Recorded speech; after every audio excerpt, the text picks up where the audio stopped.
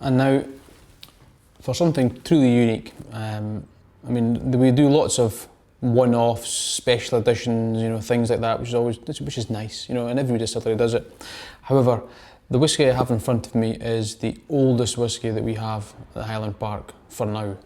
And I say that for now in that this was found. We didn't know we had this until 18 months ago.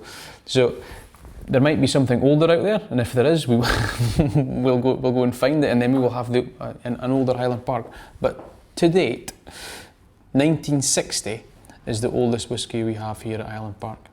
And this is our new 50-year-old. Think about what's happening 50 years ago at the distillery. I mean, the distillery would have been a completely different place. It would have been almost 100% for blended whiskey.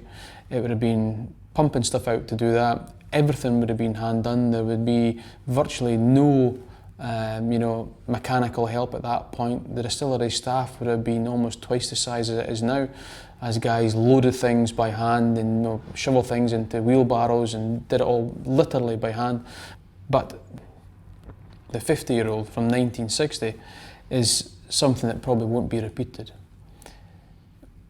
Best way to describe this is that you've taken young whiskey, you've put it into first fill sherry casks, and you've forgotten about them. You've left them at the back of a warehouse, and as things turn from the old ledgers to barcodes, somebody's forgotten to fill in the barcode and do it, and it just hides at the back of the warehouse until somebody says, "Oh, look what I found! I found some 1960s at the back of the cupboard," and that's what happens. And then 18 months ago, we were told that we found it, and that immediately became our oldest whiskey. So now, in the beginning of January of 2010, it turned 50. We've held it on until that point. And come the late 2010, we will have this bottled properly, and it will be into the world for tasting if you're lucky enough to be in the right place at the right time. So I'm going to really, really enjoy this because I won't get to do this very often. But colour-wise, it's a wonderful, wonderful dark spirit. I've seen this this colour of this whiskey, and you cannot believe how dark that actually is. You can almost not see through it. Very, very dark coppers and dark, dark burnt gold.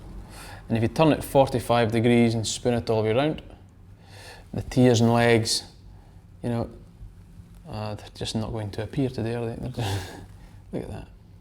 No, nothing, absolutely nothing. It just sits there. Oh, there we go, beginning to appear now. Nice and fat. Again, it's just over the 40% mark, about anything between 40 and 45, as you can tell. This is all natural strength. This sample is basically before we've actually bottled it, so we won't know the exact strength until it physically goes into glass, but no, anything about 45% is probably about right. But then when you smell it, oh my goodness.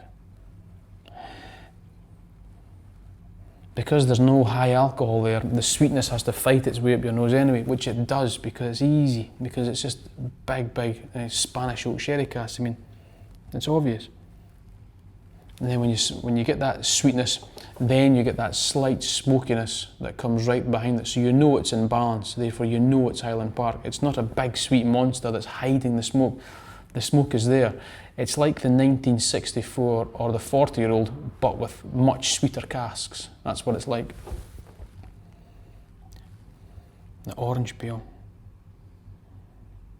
And cheers. Oh. It's not very often you get to drink real history, whiskey or wine or anything like that, but that is just a joy. You don't have to drink much of that. That's just a wee teaspoon. That's just going to sit and sit and sit and sit there. Cheers.